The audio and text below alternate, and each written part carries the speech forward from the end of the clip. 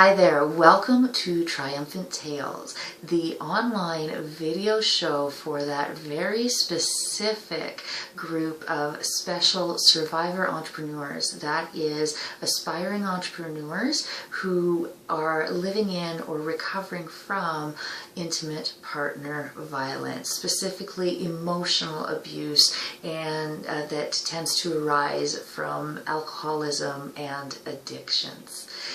I am a survivor entrepreneur. My name is Patrysha with a Y, and I am a Triumph business coach. I began my career as a work-at-home mom over 18 years ago, and Triumphant Tales is the tool and the resource that I wish had existed to help me find freedom financially, physically, and emotionally.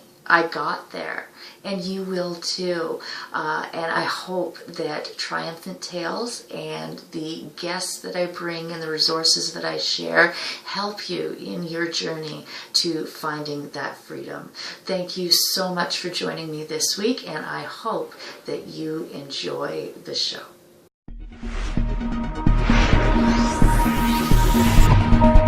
I'd like to kick things off with a recommendation. This is a book that I actually just discovered over Christmas break. I had to bump up the order on my middle son's Christmas gift, and I had to find something that would make up the difference so I could get the free shipping.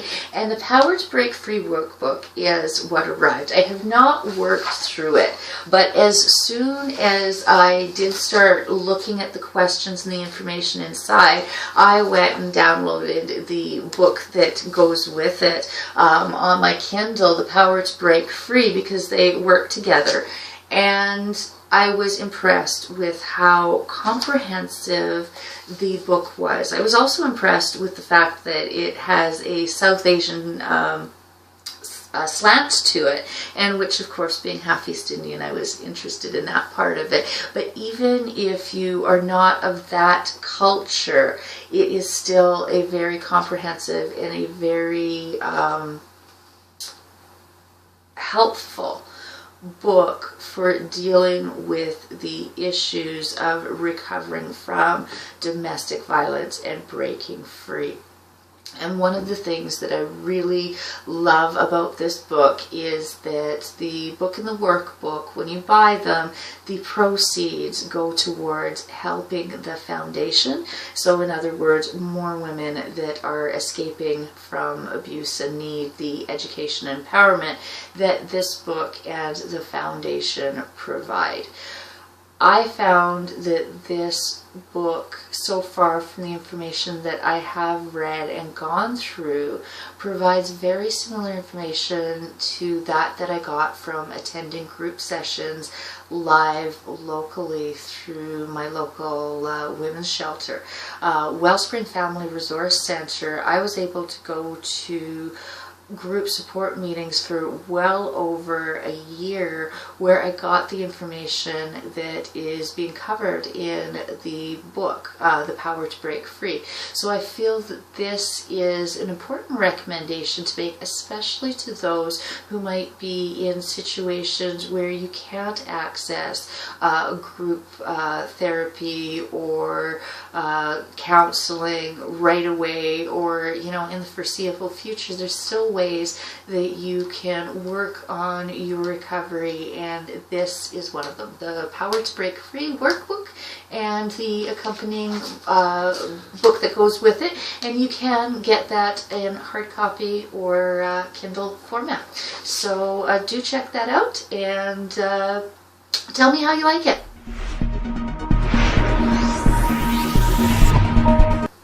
And now we are going to get to our very first guest on Triumphant Tales. This video was recorded a couple of weeks ago, just before Christmas, and it's all about the strategies for dealing with stress and worry.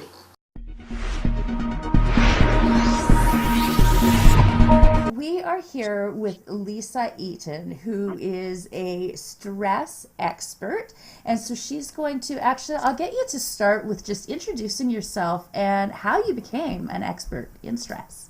Sure, sure. Well, I am a licensed psychotherapist in the state of Illinois, and I've been practicing for about 5 years. I actually am in a private practice right now that I work at full time. I also see some coaching clients as well, in combination with that. But really, I started to develop this idea of becoming a stress expert because so many clients were coming into my practice saying that they were depressed or anxious. And really, when we dug a little bit deeper, they were really just stressed out and they weren't clinically depressed. They weren't clinically anxious. It was more of just feeling out of control in their lives and not having the skills to deal with it. And what I started finding as I worked with people is stress management is just a set of skills that we all can learn. We can all develop, just like we learn how to drive a car, we learn how to tie our shoes in order to live maybe more calm, more manageable lives. And so that's really what made the transition for me Awesome. into this. Yeah.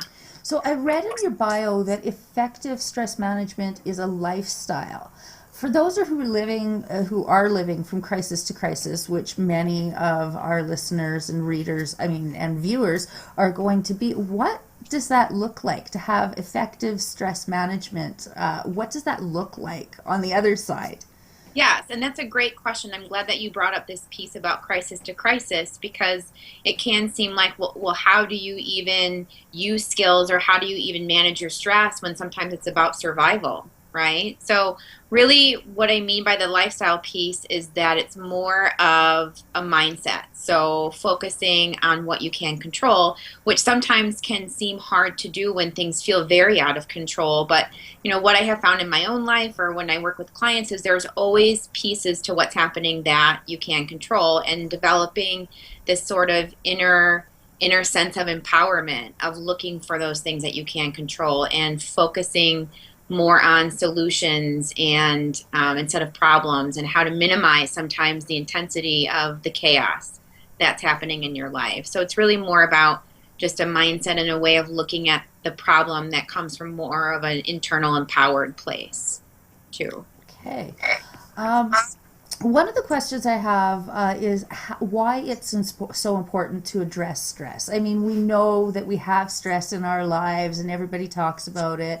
But what are the real implications of ignoring this problem? Sure, sure. Well, it's so important because we're all impacted by it day in and day out, big or small, right? Crisis or not crisis. And it's important that we feel empowered to manage it versus letting it manage us, basically. And if we don't sort of understand that it's a set of skills that we can use or how important it is to manage, we really kind of go through our lives in crisis and moving from crisis to crisis without ever taking any action or developing this sort of internal sense of control over things. And I think so, besides just being a set of coping skills, I really like to spread the message about stress that it's also just a way of growing and feeling stronger within oneself to take control. And yes, we have all kinds of external chaos that happens to us, but there's always a stronger internal capability than sometimes we recognize that we have. And a big part of my message is empowering women and men as well at seeing that and seeing what internal skills and tools can be developed to tackle the stress. Now, I know, as we've talked about already, that, our viewers and listeners are in the midst of chaos and toxic ooze in their lives. In the absence of being able to solve those problems, will addressing stress on its own be helpful? Well, again, it goes back to not just stress and skills, but this sense of internal ability to tackle some of these things, and even somewhat just minimizing its impact. So part of the stress management piece is saying, okay, well, this thing is happening, this big toxic thing is happening. Maybe I can't completely rid it from my life right now, but how can I lessen its impact on me, on my children, on my family? What kinds of safety plans can I put in place for myself to prepare for when bad things might happen or to kind of know when things might happen? So, a lot of it is just about being able, again, to kind of focus on the solution piece of it, and not just the problem, and not just feeling like there's nothing that can be done. Right. Right. So you're a licensed psychotherapist, as you mentioned, and you've turned into this stress strategist coach. Could you share from business perspective, because many of our viewers are, again, business owners as well, what triggered that change to go for a sort of different style of teaching or style of sharing your skills? And what are the advantages of being a coach as opposed to a psychotherapist?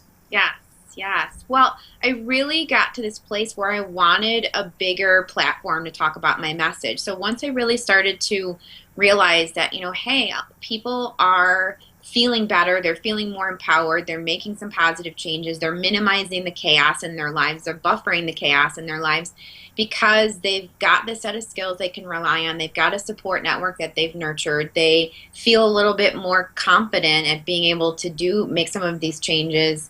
I really wanted to shout that from the rooftops, really, and say, hey, this is possible. Let's start learning. Let's start teaching. Maybe you didn't get this information growing up. Most of us don't. Most of us don't learn how to manage stress growing up. So let's do that now. Let's work on that now. Let's learn the skills now. And then I also wanted to kind of disentangle myself from, managed care and mental health laws and all the prohibitory things that didn't allow me to be as content driven or as public and vocal about my message as I would like to. So being a coach just allows you to be very authentic about your own journey and to connect with people in a more real way, but also to be a lot more free with how you spread your message too. So I really enjoy this transition into the coaching field because it just feels very much more kind of equal and connecting versus this hierarchy of therapist-client.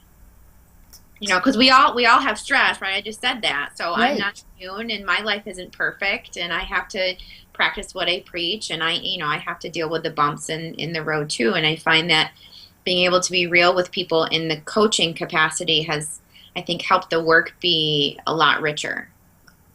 And richer is what we're all looking for sure. So what have you've been doing this for about 5 years now. What have been your favorite client wins so far? Or maybe even just since you've started coaching, what are the wins from the work you've been doing? Sure. Well, I remember back in college, one of my professors said, as therapists or as helping professionals, we don't usually see the fruits of our labor. What we do is we plant seeds. And someday those, we hope that those seeds will sprout. And so I think I've been fortunate in the 5 years I've been doing this, that I've had clients come back to me years later and, send me pictures of wedding pictures, or I've had clients send me a picture of them holding up their driver's license that they never thought they would be able to have. And so when clients reach back to me years later and say, this is what I'm still doing, these are the skills I'm still using, this is the sense of competence that I still have, I mean, that's why I do the work. That's why I'm here doing it. That's what fills me up. So what's the typical outcome for a client? You've talked about marriage, you've talked about getting a driver's license. What's the typical outcome for a client that comes to you?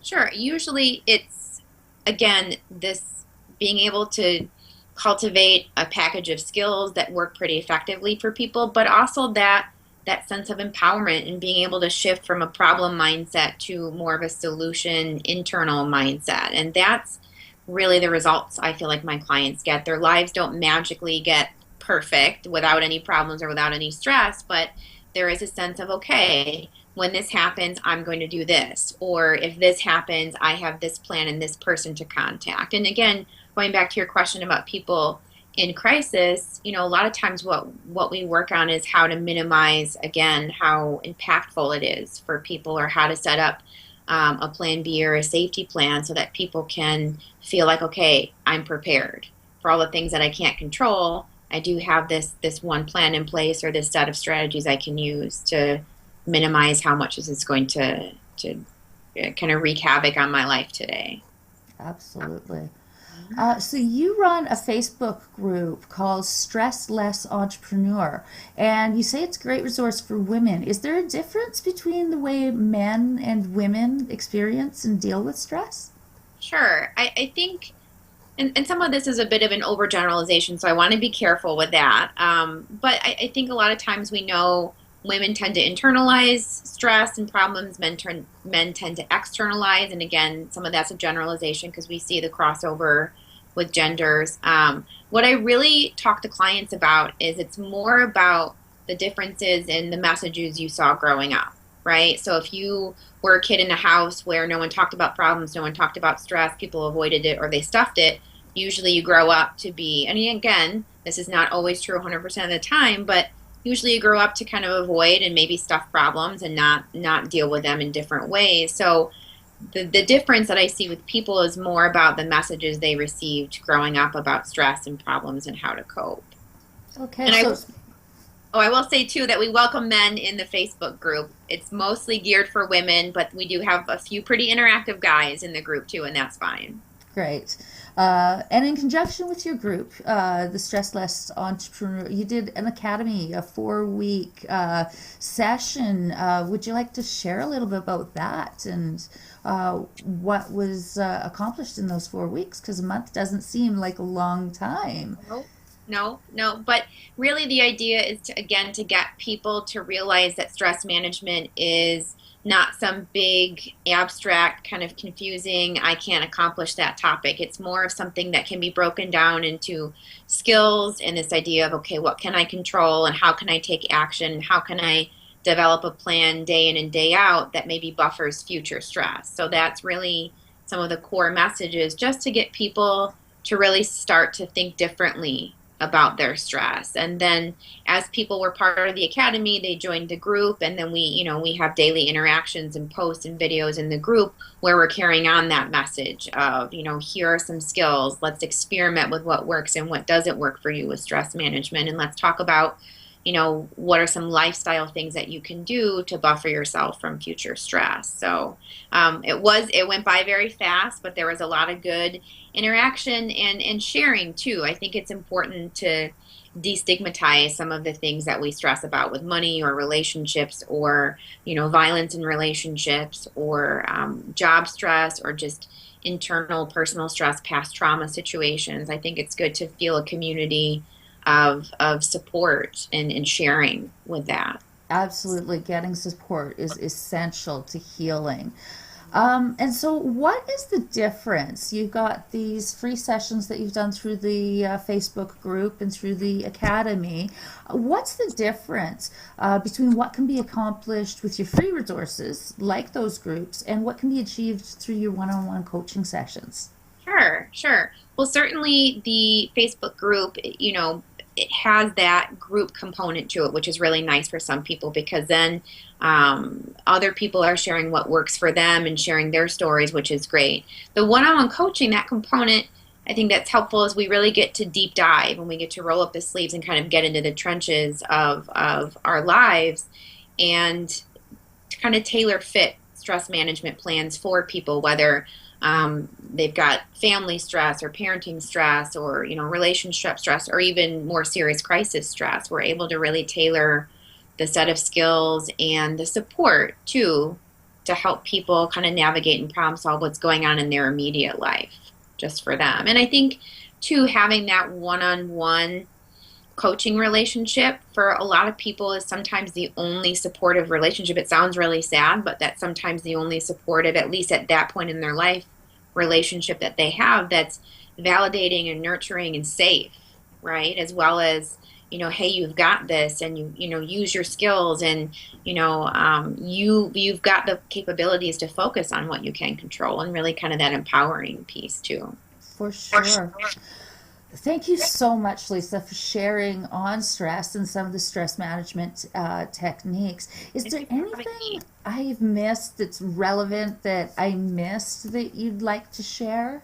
Sure. Just the only thing that I would just want to emphasize is just, a lot of times when there's so much external stuff happening, whether it's chaos or just kind of day-to-day stress or, a big shift in your life, it's really hard to feel that we have some internal power, some internal capabilities to, maybe not completely rid ourselves of that situation or magically solve the problem, but certainly we do have internal resources that we can develop through skills and through support to make things more manageable in our lives.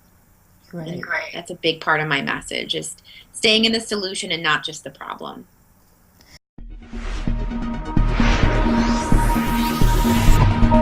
And that wraps up our very first edition of Triumphant Tales with special guest Lisa Eaton. I hope you'll join me again next week as Triumphant Tales continues the journey to end family violence through education, empowerment, and entrepreneurship. My name is Patrysha with a Y. I'll see you next week.